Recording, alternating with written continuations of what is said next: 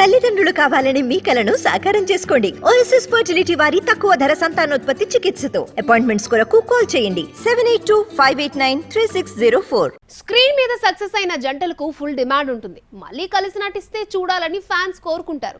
కథ కొత్తదైనా హిట్ జోడి నటిస్తే కెమిస్ట్రీ అద్భుతంగా వర్కౌట్ అవుతుందని మేకర్స్ భావిస్తారు. ఇదే ఓ నార్త్ లేడీకి ప్లస్ అయింది. పాత బాయ్ ఫ్రెండ్ తో మళ్ళీ రొమాన్స్ చేసే ఛాన్స్ ని తెచ్చిపెట్టింది. టైగర్ ష్రాఫ్ బాలీవుడ్ లో టాలెంటెడ్ నటుడు, గ్రేట్ ఫైటర్, మంచి డాన్సర్. కానీ వరుస ఫ్లాపులు తన కెరియర్ ని ఉక్కిరి బిక్కిరి చేస్తున్నాయి. 2023లో రిలీజ్ అయిన గణపత్ బాక్సాఫీస్ వద్ద ఘోరంగా ఫెయిల్ అయింది. 5 రోజులకు కనీసం 5 కోట్లు వసూలు చేయలేని పరిస్థితి. దేశం మొత్తం షోల ఆక్యుపెన్సీ 10% కూడా దాటలేదు.